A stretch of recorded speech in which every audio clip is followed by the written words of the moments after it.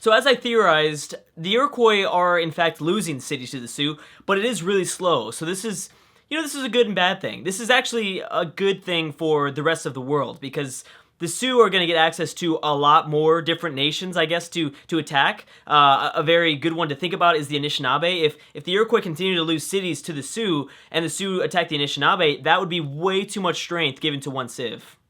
So if you're rooting for someone like Napoleon, then this is really good. This is good that there is so much rough terrain in this region, and the Sioux are going to have some difficulties taking the remaining cities from the Iroquois, like Cuba. Cuba is going to be a tough one. There's mines, lots of forest tiles. I mean, there's a river even. All this stuff is going to be tough because then Salamanca, is that right? Really? Is there really an Iroquois city? I don't think it's pronounced that way. But anyways, this city has a river to the north.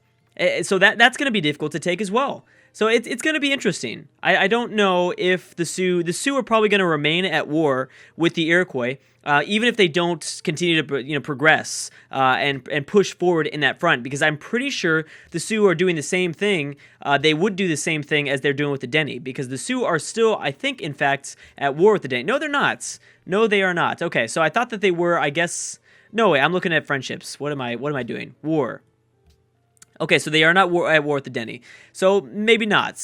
Maybe that theory needs to be thrown out. But I would say, yeah, that makes sense. If the AI is at war, they're going to continue to push forward. They're not going to keep a war on hold, because the AI, I don't think, recognizes if they have that big of an army. I don't think the AI actually realizes how much power it actually has. Because if it did, it would declare war on everybody and then just chill. You know what I mean? Just wait and whatever. But right now, it doesn't realize its strength. And this is a good thing for anybody else, like the Shoshone as well. Not only Napoleon, but also Pocatello. He can maybe pull something out here, but we'll have to wait and see. I mean, Pocatello's got to get his stuff together. I am really shocked that the Shoshone have not had a better game. I thought that it would be the Shoshone. I know I didn't pick them, but I thought they would have a really good game, and I know a lot of you guys did as well. If you watched the AI-only World campaign, the Shoshone absolutely dominated. Wow. That has not been the case this time around, and I don't know, I'm just really shocked. The Iroquois and the Zapotec have made a declaration of friendship. The Cree and Canada have signed a research agreement, and the Zapotec have publicly denounced Spain. So anyways, let's continue to move on. The Cree, I think, are going to fall. See, I'm worried about this. I'm worried for the Cree, and I'm worried for the Anishinaabe. As the Sioux continue to approach more and more cities, and let's see who would they begin to border as they continue to progress down south, taking more cities away from the Iroquois. They'd probably be able to, well, for sure, technically they can start their war up for San Francisco. That would be really, really easy. They could easily siege out San Francisco and Los Angeles away from Washington. That is totally possible. So either way, America's not super safe. Now, mainland U.S. is pretty safe. I would say somewhat safe. Although, where is the military that they just haven't started building a military, I guess. They don't think they need one, I guess. I don't know. I have no idea. Now, where's Canada at? Now, Canada technically is still at war with the Anishinaabe, but, a lot of the nations of the East have lost so many troops trying to take these cities over. They're big cities, which means that they have some nice city defense, and I'm sure their bombardment is pretty strong, and they probably have all sorts of like arsenals and walls and castles and all those defensive buildings up. It looks like it. So, I mean, it makes sense that these cities aren't going to be like a super easy city to take, but still, pretty big deal. Okay, so what is this spy saying? Hiawatha secretly plotting against England. Okay, but Iroquois, you probably shouldn't be doing that. You could plot against them, I guess, but you don't. You need to get up a military. There's really not that many nations in the world right now that have a military that can keep up with the Sioux, even close to the Sioux. Oh, and it's about dang time. Jeez, Mexico, you could have taken them over such a long time ago. Okay, so this will probably be the end of the Aztecs, but then again, I think that it'll probably eliminate most of the military the Aztecs have under their control. Then we might see France join in on the West, declaring their own war against Mexico. We'll have to wait and see. The Zapotec actually might join in too, depending on how fast the Aztecs lose units. I wouldn't be surprised if the Zapotec decide, hey, yeah, I want the city. I want San Jose for myself. That's a pretty big city. 19 population, that's pretty dang good. The Shoshone have denounced Canada. Don't know why, but okay. Okay, I guess so. If you guys know who you are, if you guys know of each other, then I guess you can not like each other. Even if you're on the other side of the world and stuff like that, it's fine.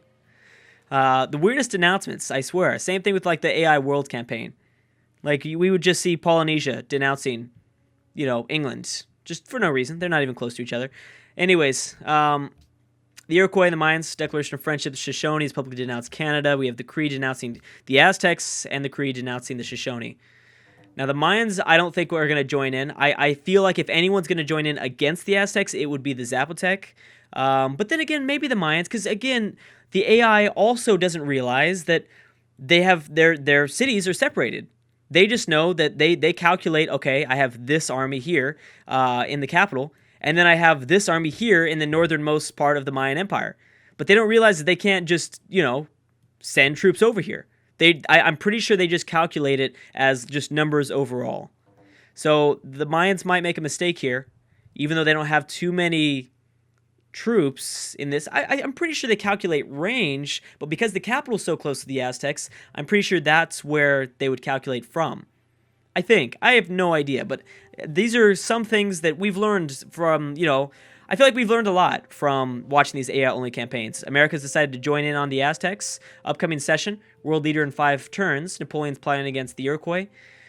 And a bunch of peace deals. So the Cree and the Deni, England and the Deni, Anishinaabe and the Mayans, France and the Anishinaabe, and Canada and the Anishinaabe. So they did, in fact, survive, which is kind of scary, because if anyone's going to take the Anishinaabe over, it's probably going to be the Sioux.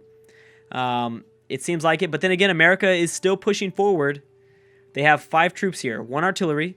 Actually, 2 will be in range probably next turn. The problem is that these battleships are really helping the Anishinaabe defend their capital. It's really, really helping out a lot. Okay, so let's, Mexico and the Sioux have signed a research agreement.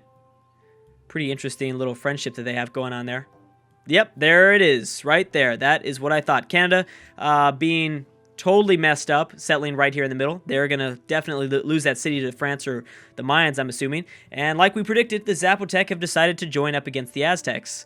Okay, so what does this mean? Well, I mean, it means that either Mexico is going to get a little bit of power, or it's the Zapotec are going to get a whole bunch of power. But one thing that we can conclude, I think it's safe to assume, is that both of these are probably going to not lose as much as if they were fighting alone. So if the Zapotec had declared a war on the Aztecs individually, they would have lost, I think, a big chunk of their troops. Oh, the Iroquois and the Cree. Ooh, we'll have to watch that one, but I don't think that's too big. We'll have to wait on that. But like I said, if it was just Mexico individually going to war with the Aztecs, they probably would have lost most of their troops, and they would have been done for the rest of the game. But because both of these guys are going to take out units one by one, I'm assuming that both of these nations' militaries are going to stay up there. They're going to stay in the game, and they might be able to do something afterwards. But we'll have to wait and see. Mexico's really got to figure out a way to navigate through these 2 tiles. Now, the riflemen shouldn't be too hard to take, and actually, since the Zapotec have joined in, this is going to really help out Mexico. But you know what? The Zapotec might just go ahead and steal it away. I didn't realize, because there is no river. There's pretty much almost no defensive terrain where the Zapotec are attacking from the west. So it might be a lot easier here. Definitely a lot easier. We'll have to wait and see, though. Okay, let's double check on this war. So the Iroquois have decided to join in, even though the Iroquois are trying to defend themselves. This could be good or bad. See, yeah. Oh, actually, you know what? Look at this. The Iroquois building up some forces to defend Cuba. They actually might even take back Akron. Maybe, because the Sioux are not pushing forward with more units. If anything, it looks like the Sioux might be going after America. Maybe, or this is reinforcements. One or the other. It could definitely be reinforcements. I wouldn't be surprised if that is like some sort of reinforcement or something. Okay, so we'll have to wait and see. The Iroquois don't have too many units, and again, these battleships, if no one takes out those battleships, I don't think anyone's going to be able to take over these cities. But because, well, technically the Cree could try something, but the Cree don't have a navy. If they had a navy, then maybe, but they don't. Anyways, let's focus on the Aztecs, because I don't think anything is going to be too significant that goes on in the northeast. I don't think. Let's go to the next turn. Okay, so this is the telltale sign. If the okay, this is going to definitely fall to the Zapotec, unless by some miracle the Mexican army maybe gets, I don't know. I mean, they only have 1 great war infantry, and it's already in the yellow. They're going to have to attack across the river. It's going to be close.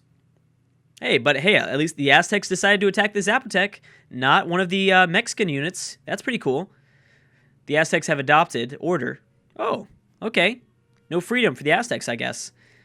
Well, Well, it looks like the Aztecs are probably going to be removed from the game. We still have some border gore thanks to dang Canada dropping this city right here in the middle of France and Mayan territory, French and Mayan territory. Remember, France and Maya don't like each other, and I think that they're not at war, right? There's no way they're at war. It's been a really long time, but I don't know. Where are they at? No, yeah, France is... Oh, yeah, they are. Wow, France is still at war with the Mayans. I completely forgot about that. And they're still at war with the Spanish, but, you know, because the Iroquois have taken Barcelona a few videos ago, they can't really do much. I don't think France and the Iroquois like each other very much. Okay, so what happened? Pocatello plotting against the Mayans. The Chinook have denounced Mexico. Okay. No big deal there.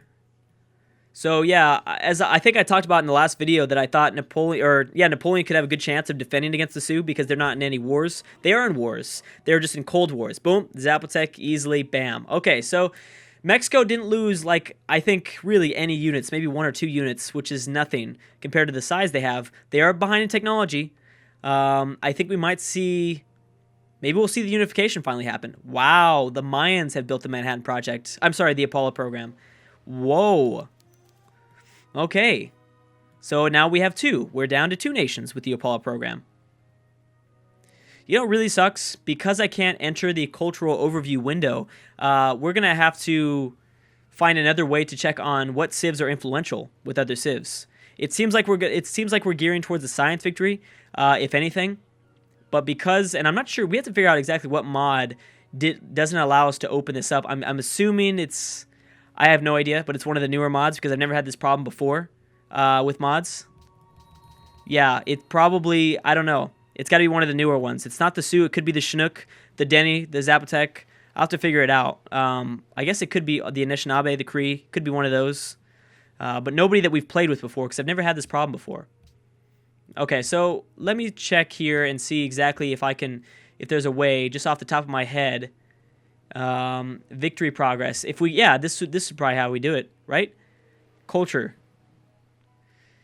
You are, oh, this is, oh, dang, it only shows me. It doesn't give me the entire world. Okay. In terms of score, oh, this is kind of cool. Never checked this out before. Oh, that's really strange. I'm thinking maybe the info addicts will let us see it. If I am sure there's something in the info addicts. Influence, there we go. Civ's influence, there we go. So this is how we're going to look at it. So the Shoshone are actually going for the science or the cultural victory before anyone else. The Shoshone are at 5 influence. Wow.